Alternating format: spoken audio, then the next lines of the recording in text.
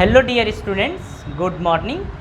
तो आज हम नया चैप्टर स्टार्ट करने जा रहे हैं जिसका नाम है force and laws of motion. और ये चैप्टर एक इम्पोर्टेंट चैप्टर है, ठीक है। और ये बेसिक चैप्टर, जैसा हमने मोशन में देखा था, अगर आपने मोशन लेक्चर अच्छे से देख रखा है तो फिर force and laws of motion पढ़ना आपके लिए बहुत ही आसान होगा, ठीक है।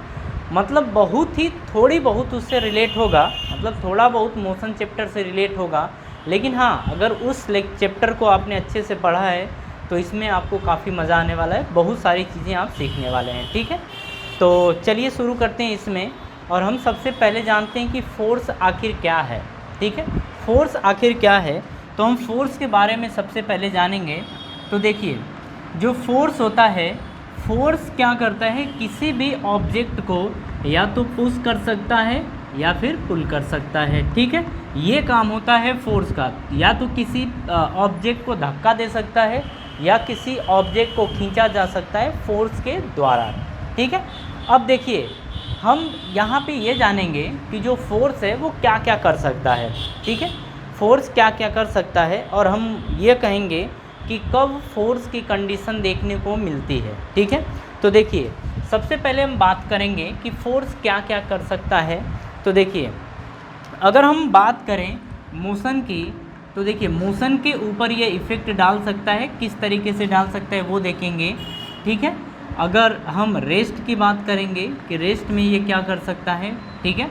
अब इसके बाद हम बात करेंगे डायरेक्शन के ऊपर कि डायरेक्शन के साथ ये क्या कर सकता है, फोर्स डायरेक्शन के साथ क्या कर सकता है।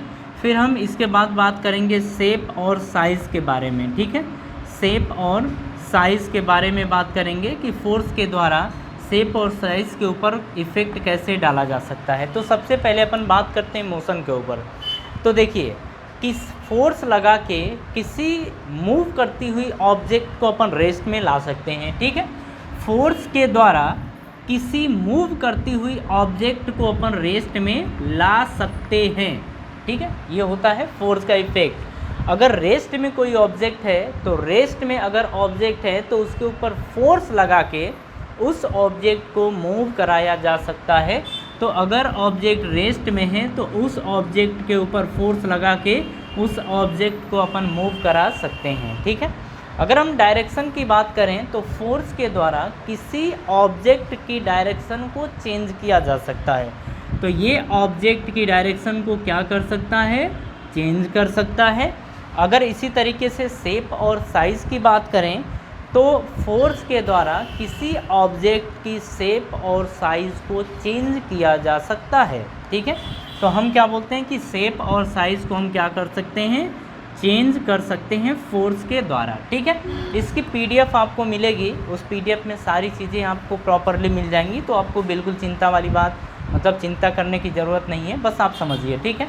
हमने जैसा कि देखा कि फोर्स के द्वारा किसी मूव करती हुई ऑब्जेक्ट को रेस्ट में ला सकते हैं। अगर कोई ऑब्जेक्ट रेस्ट में है तो इसे मूव करा सकते हैं या इसको मोशन में ला सकते हैं। अगर कोई ऑब्जेक्ट अगर मान लीजिए इस तरीके से मूव कर रहा है तो उसकी डायरेक्शन को हम चेंज करके इधर कर सकते हैं। मतलब किसी मूव करती हुई ऑब्जेक्ट की डायरेक्शन को अपन चेंज कर सकते हैं। किसी ऑब्जेक्ट के शेप और साइज़ को अपन बदल भी सकते हैं, किसके द्वारा, फोर्स के द्वारा। बात ये समझ में आ रही है। तो ये सारी चीज़ें होती हैं फोर्स के बारे में। अब देखिए, हम बात करेंगे इसके बाद कि फोर्स को कितने तरीके से डिफ़ाइन किया जा सकता है या फोर्स कितने तरीके का होता है। तो देखिए, हम बात कर रहे हैं फोर्स की। तो देखो, फोर्स के बारे में अगर बात करें तो फोर्स दो तरीके का होता है।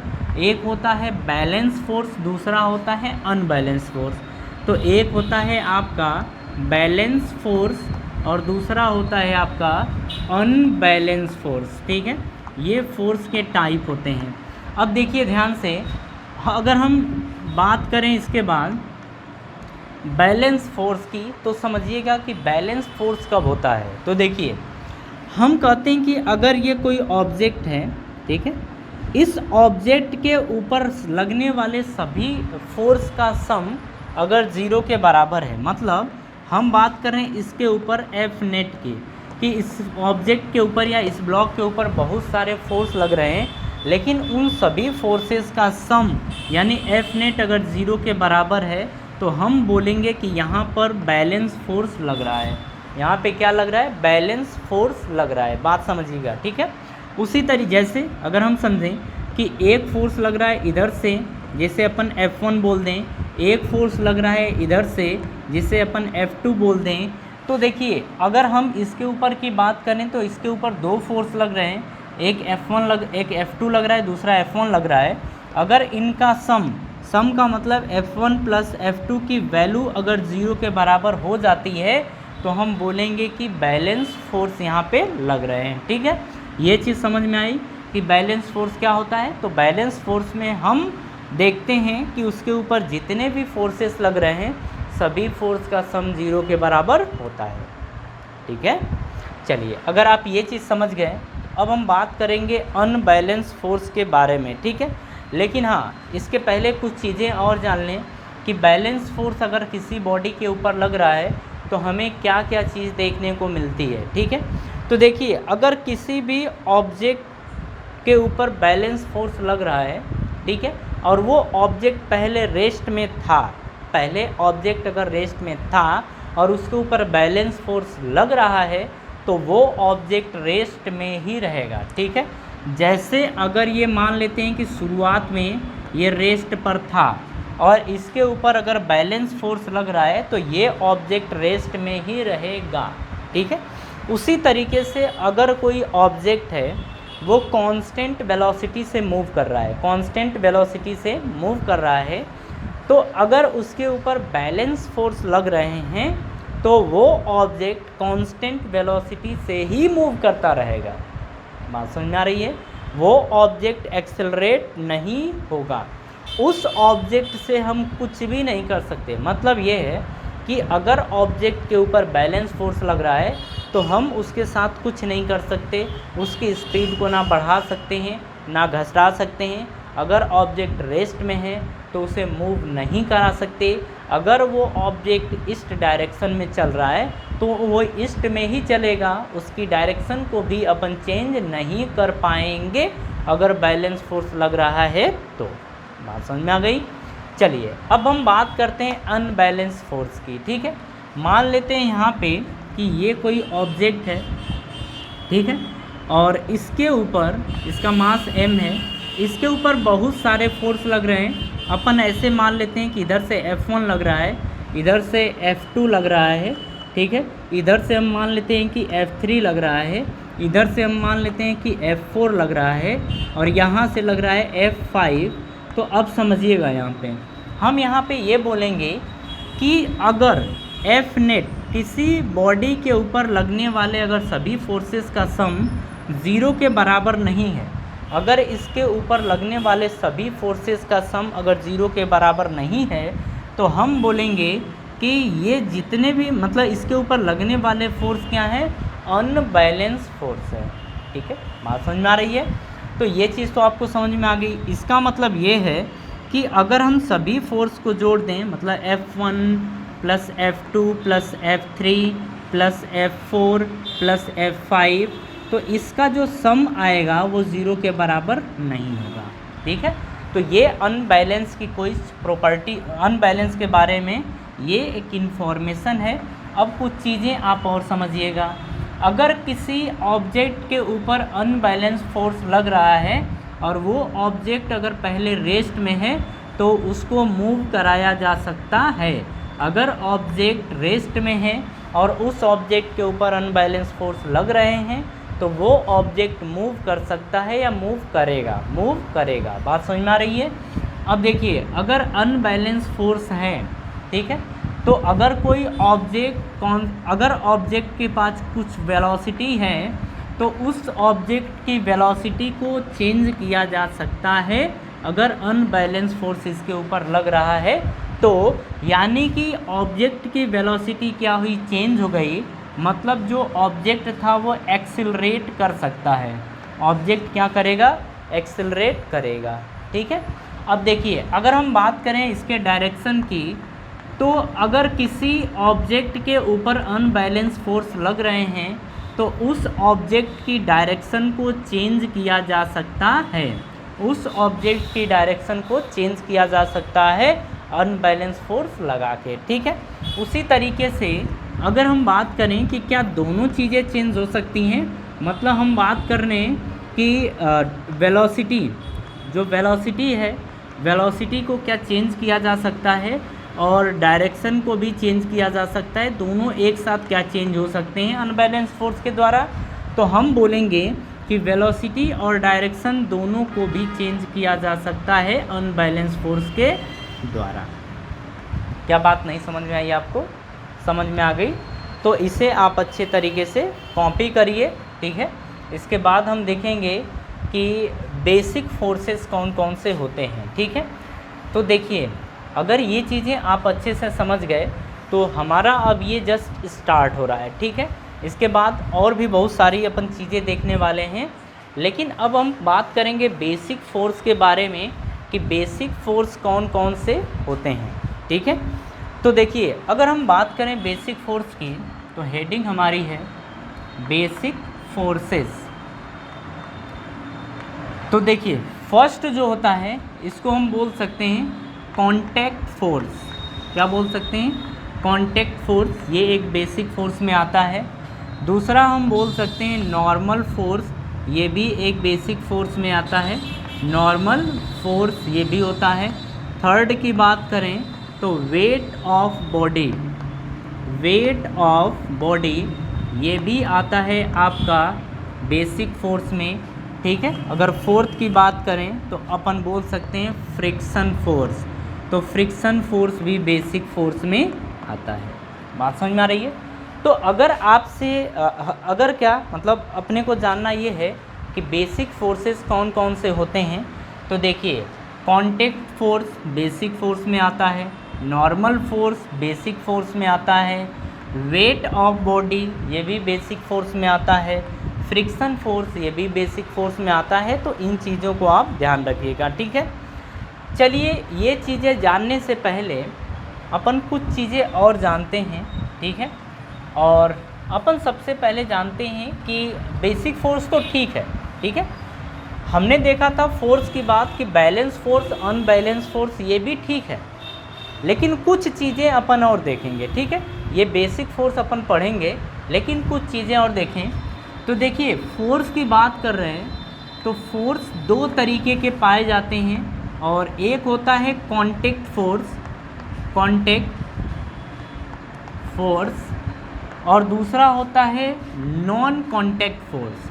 अब इसमें ये सीखेंगे कि कांटेक्ट फोर्स और non contact force, non contact force ये क्या क्या होते हैं और इनमें कौन कौन से फोर्सेस होते हैं जो कांटेक्ट फोर्स में आते हैं, और कौन से फोर्स ऐसे हैं जो नॉन कांटेक्ट फोर्स में आते हैं। ये चीज़ें अपने को देखनी है, ठीक है। तो देखिए, अगर हम बात करें कि कांटेक्ट फोर्स कब लगता है, तो ध्यान से देखिएगा, जब दो बॉडी कांटेक्ट में हों, जब दो बॉडी कांटेक्ट में हों या दो बॉडी के बीच में जब कांटेक्ट हो, तो हम बोलेंगे कि दोनों बॉडी के बीच कांटेक्ट फोर्स लग रहा है, ठीक है। अगर दो बॉडी के बीच में कांटेक्ट ना हो और उन दोनों बॉडीज़ के बीच फोर्स लगे, तो इस तरीके के फोर्स को बोला जाता है नॉन कांटेक्ट फोर्स। ध्यान से समझिएगा, अगर दो बॉडी कांटेक्ट में हैं और उनके बीच फोर्स लग रहा है तो इस तरीके के फोर्स को बोला जाता है कांटेक्ट फोर्स। अगर दो बॉडी कांटेक्ट में नहीं है फिर भी उनके ऊपर फोर्स लग रहा है, तो इस तरीके के फोर्सेस को बोला जाता है नॉन कांटेक्ट फोर्स। बात समझ में आ रही है? तो चलिए समझते हैं इसके आगे। चलिए, तो अब अपन बात करते हैं कि कौन कौन से फोर्स होते हैं जो कांटेक्ट फोर्स कहलाते हैं और कौन कौन से ऐसे फोर्स हैं जो नॉन कांटेक्ट फोर्स कहलाते हैं, ठीक है। तो देखिए, अगर हम बात करें कि टेंशन फोर्स, ठीक है, नॉर्मल फोर्स, फ्रिक्शनल फोर्स, अब इसे हम आराम से समझेंगे, ठीक है। बस आप ध्यान रखिएगा, एक होता है नॉर्मल फोर्स। नॉर्मल फोर्स तब लगता है जब दो बॉडीज़ एक दूसरे के कांटेक्ट में हो, ठीक है। इसी तरीके से अगर बात करें तो एक होता है टेंशन फोर्स, और टेंशन फोर्स भी तभी लगता है जब दो बॉडीज़ एक दूसरे के कांटेक्ट में हों, ठीक है। जैसे अगर मान लीजिए आपने एक रस्सी ली और रस्सी से किसी स्टोन को ऐसे बांध दिया, ठीक है, तो मान लीजिए ये रस्सी है, एज्यूम करिए रस्सी है इसको, और ये स्टोन है, इसको जब बांध देते हैं तो जो रस्सी में जो खिंचाव होता है वो एक टेंशन का फॉर्म ले लेता है, ठीक है, और उसी को टेंशन बोला जाता है। एक तरीके का वो भी फोर्स होता है जो इस ऑब्जेक्ट को ऊपर की तरफ बांधे रखता है या रोके रखता है, ठीक है।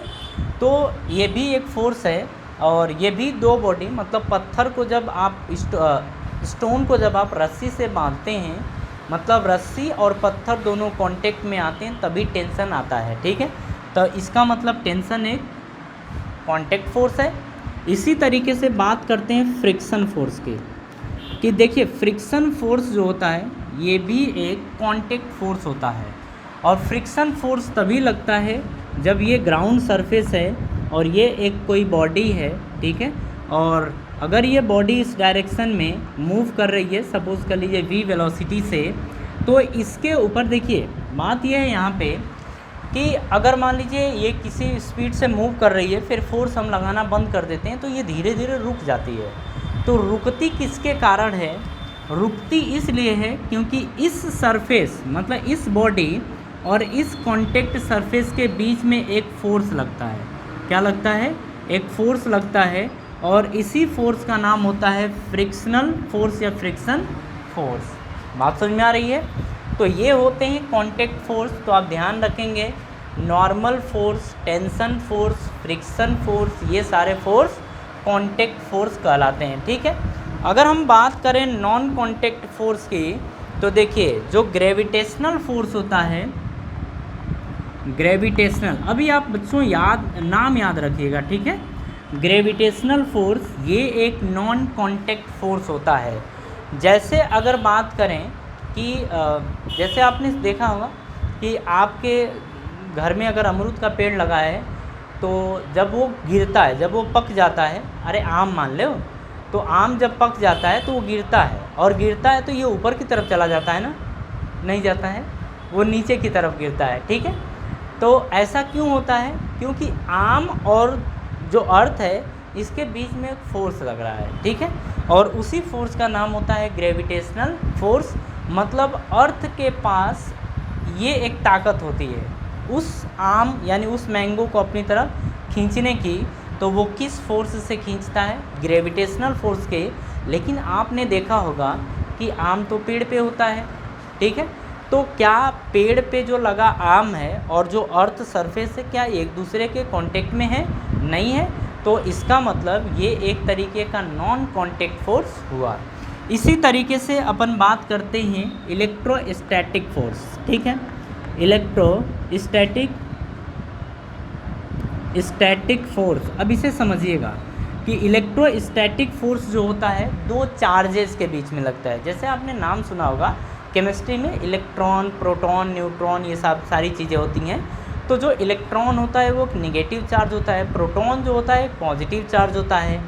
तो जब एक इलेक्ट्रॉन और प्रोटॉन एक दूसरे के करीब लाए जाते हैं ना, तो वो चिपक जाते हैं। कहने का मतलब है कि एक दूसरे को अपनी तरफ खींचते हैं, खींचने के बाद दोनों चिपक जाते हैं। तो ऐसा क्यों होता है, कैसे होता है? तो वो एक होता है इलेक्ट्रिक फोर्स के कारण। इलेक्ट्रिक फोर्स के कारण दोनों चिपक जाते हैं। तो देखिए पहले क्या था कि दोनों चार्जेस को ऐसे रखते हैं, ठीक है।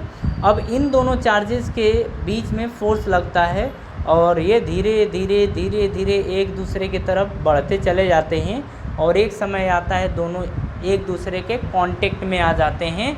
तो जो ये फोर्स है, पहले इन दोनों के बीच में कोई कांटेक्ट था नहीं, लेकिन ये एक दूसरे से जाके फिर भी चिपके। क्यों चिपके? क्योंकि दोनों के बीच इलेक्ट्रोस्टैटिक फोर्स लग रहा था, ठीक है। इसका मतलब इलेक्ट्रोस्टैटिक फोर्स एक नॉन कांटेक्ट फोर्स हुआ, ठीक है। इसी तरीके से अपन बात करते हैं इलेक्ट्रोमैग्नेटिक फोर्स की। अब इसको भी ध्यान से समझिएगा कि इलेक्ट्रोमैग्नेटिक फोर्स जो होता है वो भी एक नॉन कांटेक्ट फोर्स होता है। क्यों? क्योंकि आपने देखा होगा कि अगर एक मैग्नेट अपन ले लेते हैं, ठीक है, एक मान लीजिए ये मैग्नेट रहा और ये आपने आयरन की कोई कील ले लिया आपने, ठीक है। तो ये क्या होता है कि जैसे इस मैग्नेट के करीब में आप आयरन के एक टुकड़े को, पीस को ला के रखते हैं, तो ये मैग्नेट क्या करता है, इसको धीरे धीरे अपनी तरफ बुलाता है, कहता है बाबू आ जाओ आ जाओ आ जाओ, ऐसे होता है। ठीक है, तो क्या होता है कि मैग्नेट इस कील को यानी कि आयरन रॉड को अपनी तरफ धीरे धीरे धीरे धीरे खींचता है, और खींचते खींचते एक समय ऐसा आता है जब मैग्नेट से ये आयरन की जो कील है वो चिपक जाती है। ठीक है, तो इसका मतलब पहले इन दोनों के बीच में कोई कांटेक्ट था नहीं, लेकिन फिर भी ये दोनों चिपक गए। इसका क्या कारण है? तो इसका कारण यही है कि दोनों के बीच में एक मैग्नेटिक फोर्स लगता है, और ये मैग्नेटिक फोर्स एक नॉन कांटेक्ट फोर्स होता है। ठीक है, तो खैर इतनी बात आप अच्छे से ध्यान रखिएगा, कोई डाउट आपको नहीं होना चाहिए। तो ये फोर्स के बारे में कुछ इन्फॉर्मेशन थी। अब हम समझते हैं कि जो हमारे बेसिक फोर्स थे वो बेसिक फोर्स क्या क्या हैं और कैसे वो अप्लाई किए जाते हैं। ठीक है, तो सबसे पहले अपन बात करेंगे इसमें कांटेक्ट फोर्स के बारे में। कांटेक्ट फोर्स, ठीक है, आप ध्यान से समझिएगा।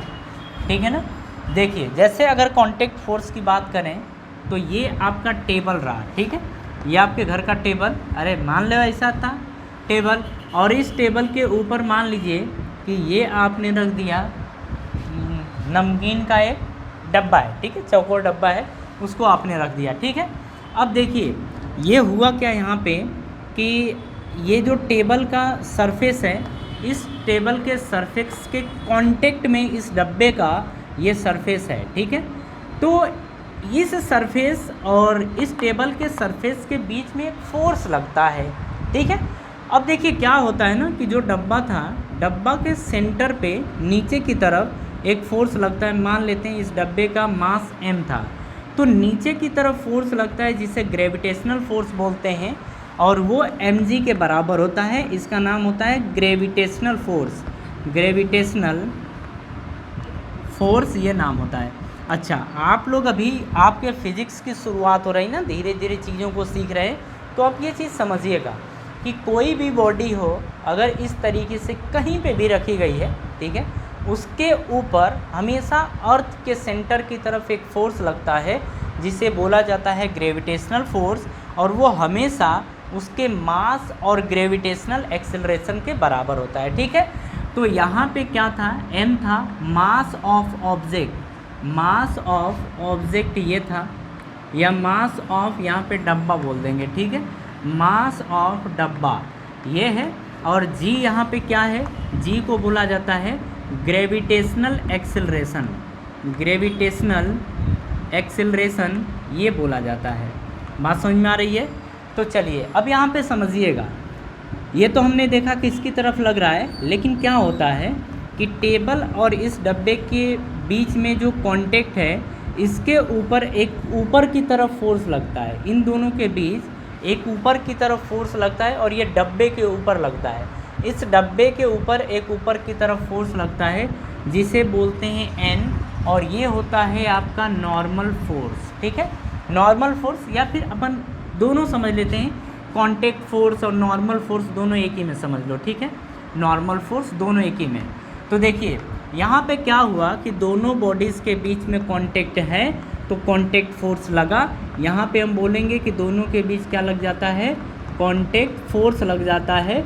और यहीं पे आप समझिएगा कि दोनों सरफेस के परपेंडिकुलर, दोनों सरफेस के परपेंडिकुलर ऊपर की तरफ एक फोर्स लगता है जिसे बोलते हैं नॉर्मल फोर्स, जिसे बोलते हैं नॉर्मल फोर्स। और हाँ, बिल्कुल आप दिमाग मत लगाइएगा, यहाँ पे ये चीज़ बोला जाता है, आपको सीखना है। ठीक है, कि दोनों बॉडीज़ एक दूसरे के कांटेक्ट में हैं तो इनके बीच कांटेक्ट फोर्स लगता है। और अगर नॉर्मल फोर्स की बात करें तो कांटेक्ट फोर्स के जस्ट अपवर्ड और परपेंडिकुलर जो फोर्स लगता है इसको बोला जाता है नॉर्मल फोर्स। और इन फोर्सेस को आप अच्छे से ध्यान रखेंगे। ठीक है, ध्यान रखेंगे। अब चलिए यहीं पे और बात कर लेते हैं कि जो आपका mg है इसी को बोला जाता है weight of body. Weight of body यही बोला जाता है। ठीक है, मतलब एक ही में सारी चीज़ें हो गई। अब यहाँ पे समझिएगा, वेट ऑफ बॉडी ये भी एक तरीके का फोर्स होता है जिसे बोलते हैं ग्रेविटेशनल फोर्स।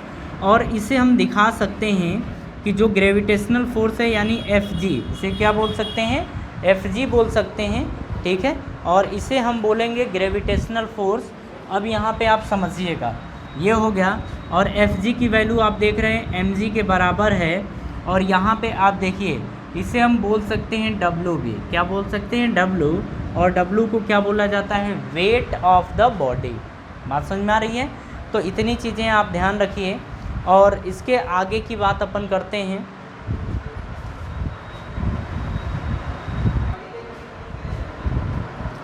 देख लो यार, चलिए यहाँ पे अब समझिएगा, सॉरी, यहाँ पे देखिए आप, ये चीज़ तो आपको समझ में आ गई कि वेट ऑफ बॉडी क्या होता है। लगे हाथ फ्रिक्शन फोर्स भी समझ लेते हैं, ठीक है।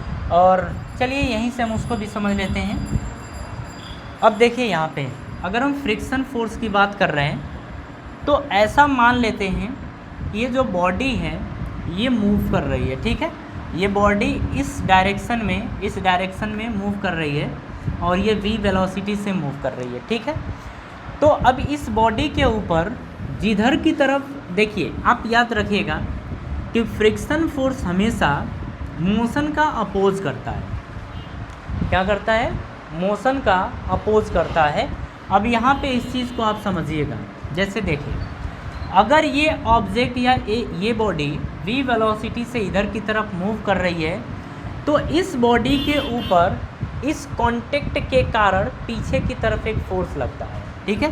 पीछे की तरफ एक फोर्स लगता है और इसी फोर्स को बोला जाता है फ्रिक्शन फोर्स। क्या बोल देते हैं, फ्रिक्शन फोर्स बोला जाता है।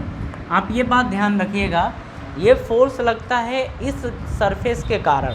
ये जो टेबल का सरफेस है, ये टॉप मोस्ट पॉइंट है जिसके ऊपर ये बॉडी रखा गया है, इसके कारण इसके ऊपर एक अपोजिट डायरेक्शन में फोर्स लगता है। मतलब ये जो टेबल का सरफेस है ये इसके मोशन को अपोज करता है, कहता है कि बेटा तुम मूव नहीं कर सकते, लेकिन अगर इसके ऊपर ज़्यादा फोर्स लग रहा है तो ये मूव तो करेगा ही, लेकिन ये कहता है जब तक है दम तब तक छोड़ेंगे नहीं, ठीक है। मतलब जैसे ही तुम्हारे ऊपर फोर्स लगना कम हुआ वैसे ही हम तुम्हारी औकात दिखा देंगे, ठीक है। ये चीज़ यहाँ पे होती है। तो आप चारों चीज़ों को समझिएगा कि फ्रिक्शन की अगर बात कर रहे हैं तो अगर ये बॉडी इस डायरेक्शन में मूव कर रही है या इस डायरेक्शन में फोर्स लग रहा है, मूव ना भी करे, अगर ये रेस्ट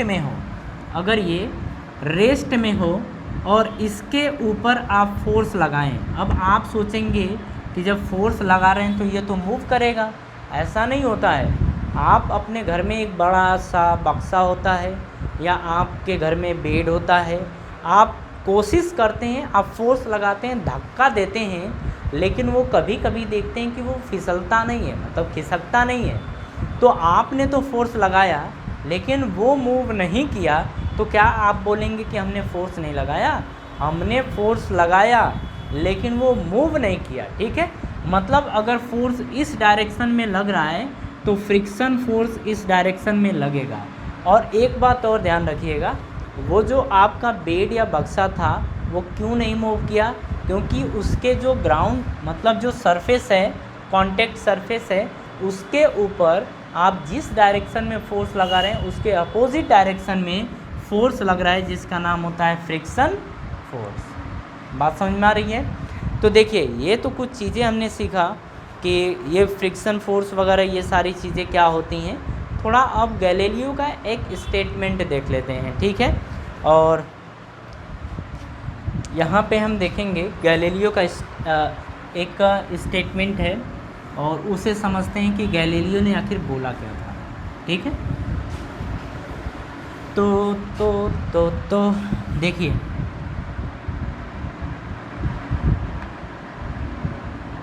यहाँ पे गैलीलियो है,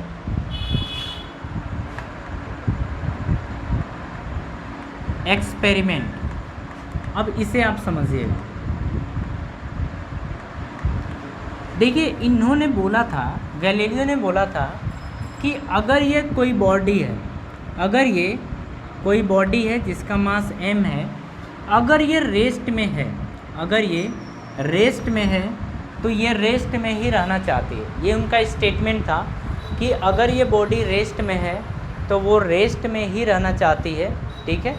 और अगर यहाँ की बात करें कि अगर ये मूव कर रहा है, अगर ये मूव कर रहा है तो ये मूव करते ही रहना चाहता है जब तक कि इसके ऊपर कोई एक्सटर्नल फोर्स ना लगाया जाए, ठीक है। तो ये एक उनका स्टेटमेंट था, इस बात को आप ध्यान रखिएगा।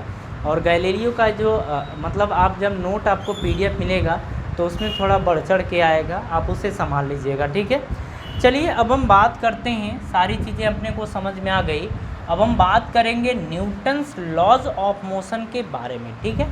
न्यूटन ने कितने लॉज दिए थे ये सारी चीज़ें देखेंगे, कौन कौन से लॉज थे, उनमें क्या था, न्यूमेरिकल कैसे किया जाएगा, ये सारी चीज़ें अपन देखने वाले हैं। तो अपन देखेंगे यहाँ पे Newton's laws of motion, Newton's laws of motion. तो देखिए अगर हम इसकी बात करें तो न्यूटन ने 3 लॉज दिए थे। एक था हमारा first laws of motion, first law of motion ये था। अच्छा, एक हमारा था second law of motion, second laws of motion.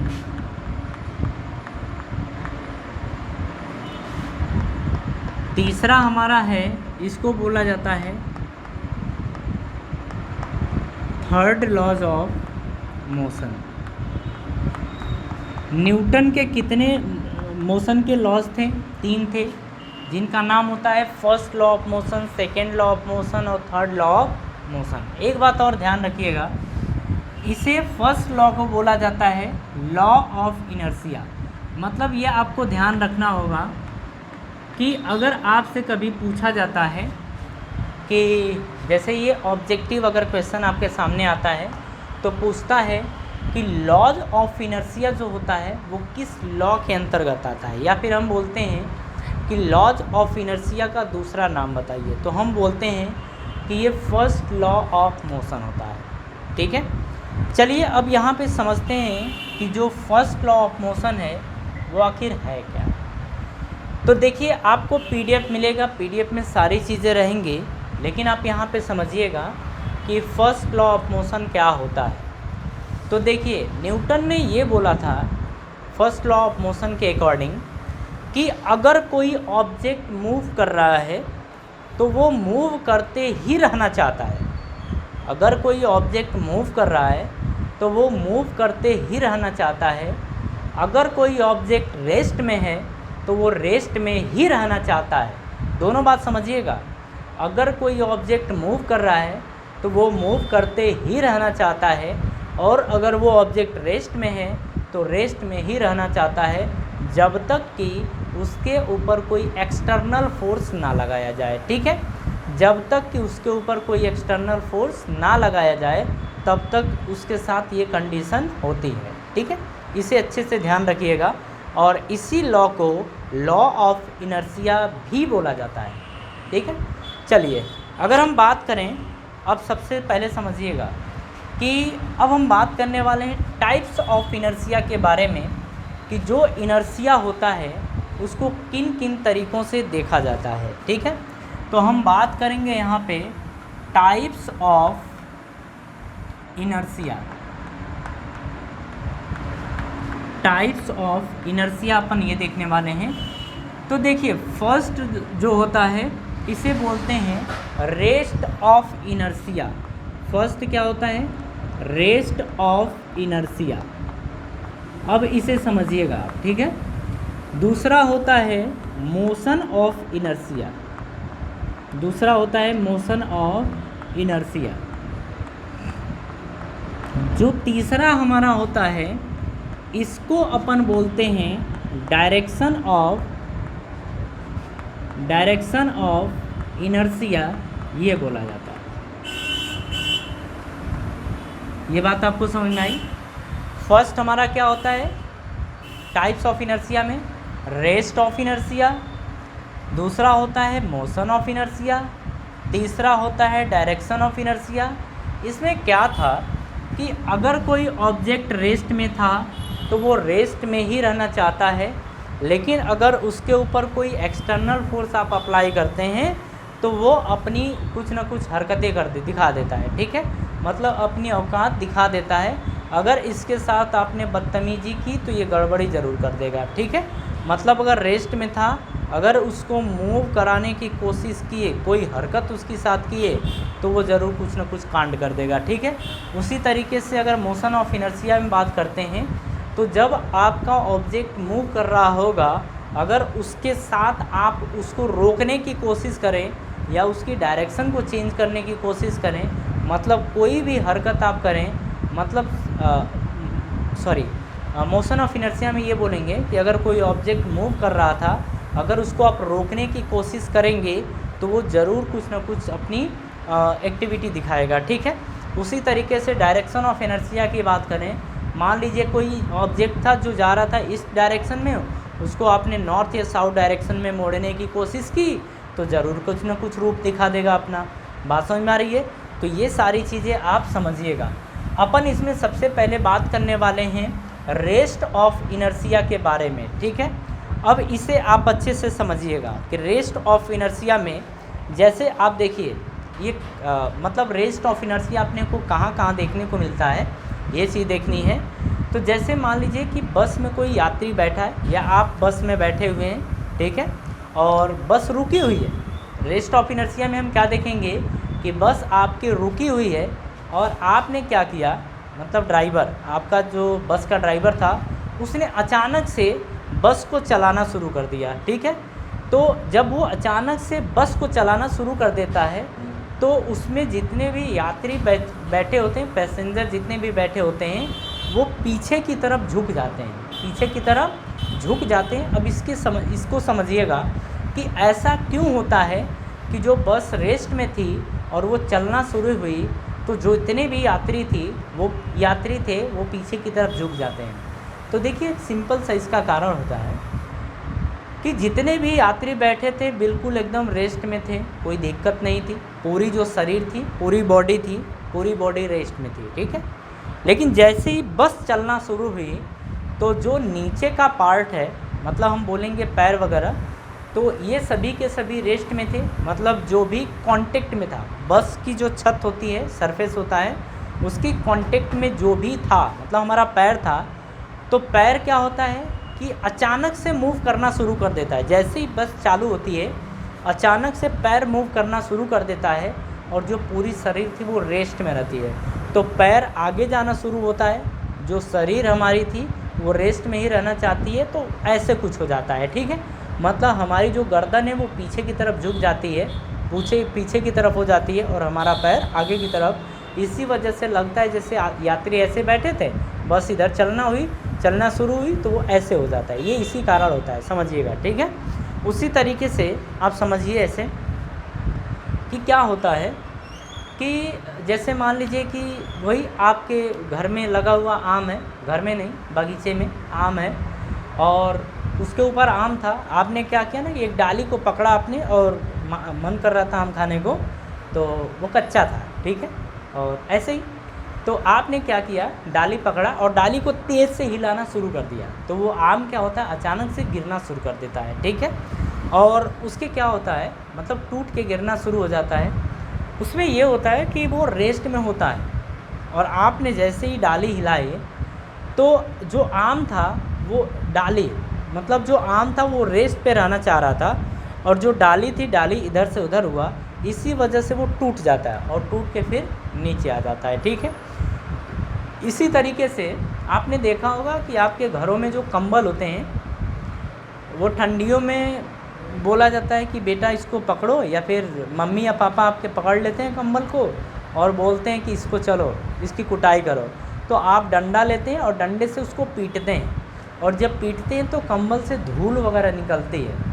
तो ऐसा क्यों होता है कि डंडे से पीटने के कारण धूल निकलना शुरू हो जाती है, जैसे ही डंडे से पीटा जाता है तो धूल निकलने लगती है, वो कारण क्या है। तो देखिए जो डस्ट होता है वो डस्ट कंबल के साथ चिपका पड़ा है, जैसे ही आप कंबल के ऊपर डंडा चलाते हैं तो कंबल मूव करना, मतलब ऐसे ऐसे करना शुरू हो जाता है, लेकिन जो उसके अंदर डस्ट है, जो पार्टिकल्स हैं वो रेस्ट में होते हैं, वो वहीं के वहीं होते हैं और आपका कंबल आगे जाना शुरू कर देता है, और जब उसको कोई सहारा नहीं मिलता है तो डस्ट नीचे की तरफ झड़ना शुरू हो जाती हैं। बात तो आपको समझ में आ रही है। उसी तरीके से आप जैसे देखिए, एक एक्सपेरिमेंट आप घर पे कर लीजिएगा। मान लीजिए आपने एक गिलास लिया और गिलास के ऊपर आपने कॉइन ले लिया, ठीक है, और गिलास के ऊपर कॉइन नहीं, गिलास के ऊपर आपने एक पेज रखा, कॉपी का एक पेज रखा ऐसे, और सपोज़ कर लीजिए कि ये आपकी ऐसे कुछ गिलास थी, आपने ऐसे पेज रखा और पेज के ऊपर आपने क्या किया, ये कॉइन रख लिया, ठीक है। आप समझिएगा, ये कॉइन रखा, ये गिलास है, आपने क्या किया ना, अचानक से ऐसे जब आप हाथ तेज़ी से खींचेंगे, जब ये हाथ आप तेज़ी से खींचेंगे तो जो आपका कॉइन रहेगा वो गिलास में गिर जाता है। ऐसा क्यों होता है? क्योंकि जो कॉइन होता है वो रेस्ट में होता है, ठीक है। कॉइन किस में होता है? रेस्ट में होता है। और जब आपने पेज को खींचना शुरू किया तो पेज मूव कर लेता है और कॉइन क्या होता है, उसी में गिर जाता है, कॉइन उसी में गिर जाता है। तो ये थे एग्ज़ाम्पल रेस्ट ऑफ इनर्शिया के, ठीक है। इनर्शिया के कुछ एग्ज़ाम्पल थे, आप इसे अच्छे से ध्यान रखिएगा। अब हम बात करने वाले हैं मोशन ऑफ इनर्शिया के कुछ एग्ज़ाम्पल्स के बारे में, ठीक है। तो हमारा ये बात हो गया मोशन ऑफ इनर्शिया के बारे में। अब इसमें कुछ एग्ज़ाम्पल समझिएगा। इसमें क्या है कि वही कि ऑब्जेक्ट मूव कर रहा था और आपने उसके साथ कुछ बदतमीज़ी की, उसको रोकने की कोशिश की, तो उसमें कुछ एक्टिविटी हुई। अब वह चीज़ देखते हैं कि क्या क्या एक्टिविटी देखने को मिलती है। जैसे देखिए, बस चल रही होती है और बस में अचानक जो ड्राइवर है वो ब्रेक लगाता है, तो आप आगे की तरफ झुक जाते हैं, आगे की तरफ झुक जाते हैं। ऐसा क्यों होता है? अब इसको समझिएगा। होता क्या है कि बस आपकी ऐसे मूव कर रही होती है, ब्रेक जैसे ही लगता है तो जो हमारा पैर है जो कांटेक्ट में है बस की सरफेस के, तो वो पैर भी रेस्ट में आने लगता है, रेस्ट में आ जाता है। जैसे ही बस अचानक से रेस्ट में आती है, मतलब हमारा पैर भी रेस्ट में आ जाता है, लेकिन जो हमारे ऊपर की मतलब ये बॉडी है, ऊपर का पार्ट, वो मूव कर रहा होता है। तो जब मूव कर रहा होता है तो जैसे ही नीचे का पैर रेस्ट में आता है तो ऊपर की जो बॉडी है वो बस की स्पीड से मूव कर रही होती है। इसी वजह से हमारी शरीर, ये ऊपर की जो गर्दन है ना, वो आगे की तरफ आने लगता है, ठीक है। कारण यही होता है। अब देखिए, गाड़ी से उतरते समय आप समझिएगा, जैसे चलती हुई गाड़ी से कभी कभी आप उतर जाते हैं, ये किराया वगैरह ना देने के चक्कर में ऐसा होता है। तो जब आप उतरते हैं तो अचानक से आप उतरते हैं ना, तो वो आपको गाड़ी के साथ चलना चाहिए कुछ दूर तक, अदरवाइज़ आप गिर जाएंगे। देखिए कैसे गिरेंगे। मान लीजिए कि गाड़ी ऐसे जा रही थी, ठीक है, या फिर ऐसे, हाँ ऐसे ही गाड़ी जा रही थी और आप अचानक से उतरे, तो अगर आप अचानक से उतरते हैं और गाड़ी जिस डायरेक्शन में जा रही है उसी डायरेक्शन में आप चलना शुरू कर दो, कुछ दूर तक अगर चलना शुरू कर दिए तो आप नहीं गिरोगे। लेकिन अगर आपने तुरंत गाड़ी से उतरे, गाड़ी मूव कर रही थी, आप वहीं पे कूद गए, तो आप आगे की तरफ गिर जाएंगे। ऐसा क्यों होता है? क्योंकि आपकी शरीर रेस्ट में आना चाहती है, ठीक है। जैसे ही आपने कूदा ग्राउंड के ऊपर तो आपकी शरीर, आपका पैर रेस्ट में आना चाहता है, लेकिन आपकी शरीर बस के साथ मूव कर रही होती है, मतलब आप आगे की तरफ गिर जाते हैं, ठीक है। तो कृपया बचें इन चीज़ों से और टाइम से किराया दिया करें, ठीक है। तो चलिए अब आगे मूव करते हैं।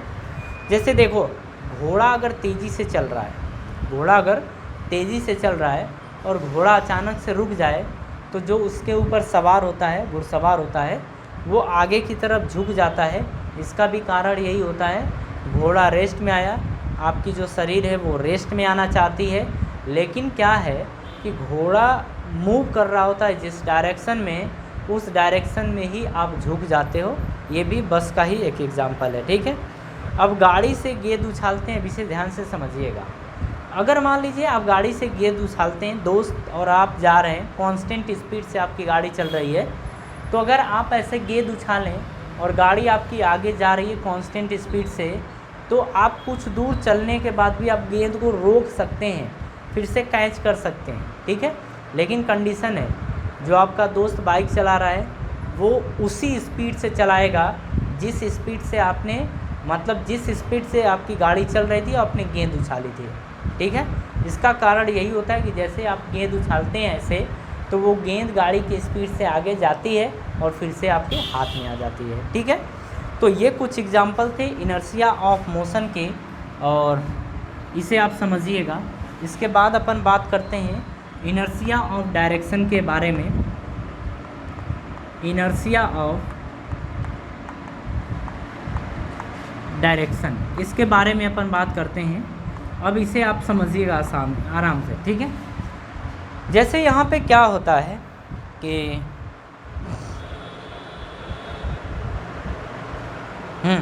चलिए ठीक है, देखते हैं। इसमें देखिए क्या होता है कि जैसे आप किसी बस में बैठे पड़े हैं, बस ऐसे जा रही है, और बस क्या हुआ ना कि अचानक से टर्न कर गई।